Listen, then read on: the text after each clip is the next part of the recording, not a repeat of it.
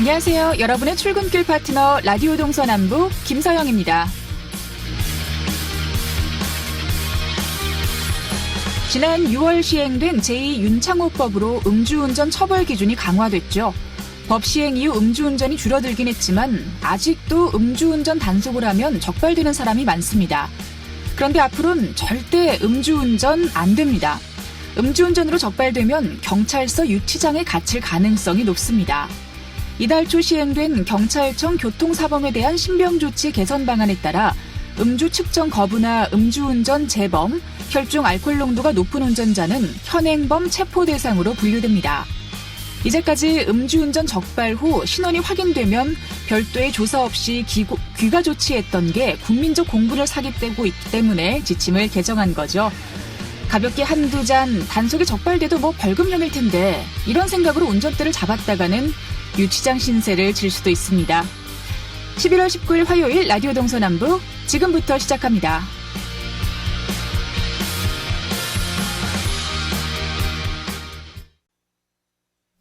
라디오 동서남북 오늘도 아침 신문으로 시작합니다. 화요일의 뉴스 메신저죠. 강원일보 윤종현 기자와 전화로 연결돼 있습니다. 안녕하십니까? 네, 안녕하세요. 네. 자, 첫 번째 소식은 동서 고속철도에 대한 소식을 준비해 오셨는데요. 내년에 발주와 설계를 앞두고 있는 이 동서 고속철도 사업에 대한 개발 계획 확정이 됐다고요? 네, 맞습니다. 내년 발주와 설계를 앞둔 춘천 속초 동서고속철도의 6개 역세권과 배후 지역의 개발 계획이 확정됐습니다. 강원도는 지난 18일 제2청사 대회의실에서 정만호 경제부지사를 주재로 춘천 속초 동서고속화철도 종합기본구상 용역 최종 보고회를 열고 역세권 개발과 관련한 사업 내용 및 예산 등을 공개했습니다. 특히 6개 역사 주변 개발과 배후 도시 조성에만 7,587억 원이 투입돼 신도시 조성에 버금가는 막대한 효과가 예상되고 있습니다. 네, 아무래도 역세권에 대한 관심이 상당했을 것 같은데요. 가장 큰 사업비가 예상되는 곳이 속초역인가요? 네, 맞습니다. 이날 보고에 따르면 역세권 개발 사업 중 가장 규모가 큰 사업은 속초시 노학동에 들어설 종착역인 속초역입니다. 예상 사업비만 2,625억 원에 달하면서 6개의 역세권 전체 개발 사업 비용인 5,415억 원의 절반 이상을 차지했습니다. 세부적으로는 리조트형 컨벤션 센터와 철도 항만 자동차 복합 환승시설 그리고 수산식품 클러스터를 함께 갖추게 됩니다. 네, 그렇다면 속초역을 제외한 5개 역세권 사업비도 궁금한데요. 출발역인 춘천역도 상당한 사업비가 소요되지 않을까요?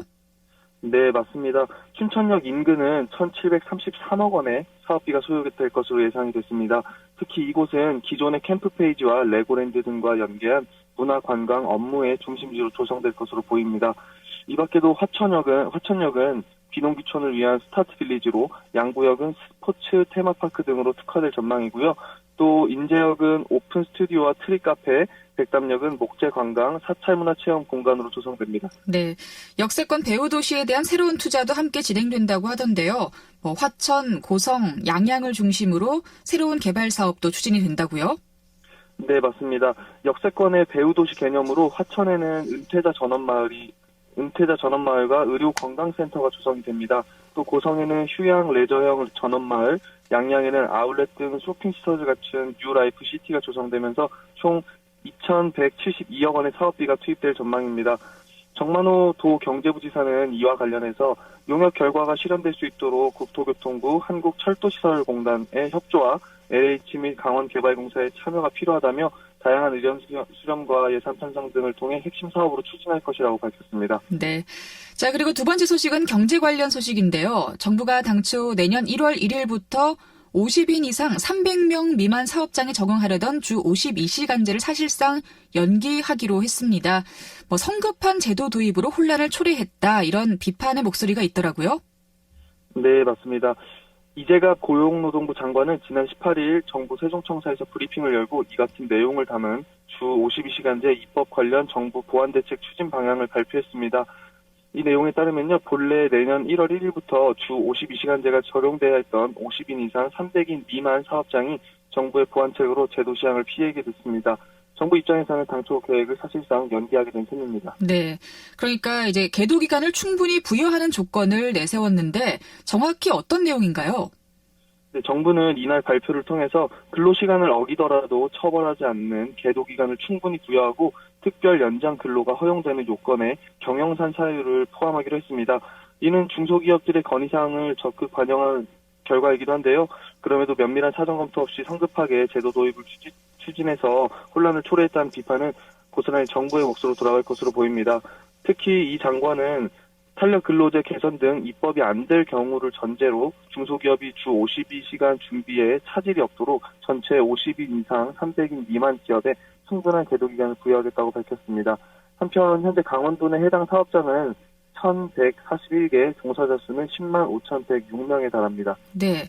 그러니까 뭐 충분한 계도 기간을 부여하겠다. 뭐 여기서 이 충분하다는 게 어느 정도인지 잘 모르겠어요. 구체적인 기간이 혹시 언급이 됐나요? 아닙니다. 이날 중소기업에 부여할 구체적인 계도 기간은 언급이 되지 않았습니다. 다만 이번 제도에 앞서 시행된 300인 이상 대기업에게 부여됐던 유예 기간인 9개월부터 최장기 1년까지 거론이 되고 있는 상황인데요. 이 중에서도 대기업에게 부여됐었던 9개월이 가장 유력할 것으로 관측되고 있습니다. 이와 관련해서 중소기업 중앙회는 이날 입장문을 통해서 그동안 중소기업계가 요구한 1년 이상 시행 유예가 아니라는 점에서는 아쉬움이 있다고 밝혔습니다. 한편 정부는 이 밖에도 재난 및 이에 준하는 사고 발생 시에만 허용됐던 특별 연장 근로 인가 사유의 범위도 넓히기로 했습니다. 이 장관은 일시적인 업무량 급증 등 경영상 사유에 대해서도 특별 연장 근로를 활용할 수 있도록 최대한 확대하겠다고 말했습니다. 하지만 이와 관련해서 중소기업 중앙회는 특별 인가 연장 근로를 보완하는 것도 긍정적으로 평가가 되지만 중소기업 현장에서 나타날 수 있는 여러 상황들이 더 폭넓게 반영돼야 한다고 요구했습니다. 네. 그런데 이 제도 시행을 좀 갑작스럽게 늦춘 느낌이 있거든요. 왜 갑자기 이렇게 계기가 있나요? 네, 아무래도 이번 보완대책 발표는 탄력 근로제 개선을 포함한 근로기준법 개정이 국회에서 지연되고 있기 때문으로 풀이가 되는데요. 노동부는 현행 최장 3개월인 탄력 근로제 단위 기간을 6개월로 연장하는 근로기준법 개정이 이루어지면 내년 주 52시간제 확대에 무리가 없다고 판단했지만 여야의 입장 차이로 연내법 개정은 어렵게 된 상황입니다. 한편 이재갑 고용노동부 장관은 입법 논의에 진전이 없으면 시행규칙 개정을 거쳐서 내년 1월 제도를 개선해 시행하겠다고 밝히기도 했습니다. 네.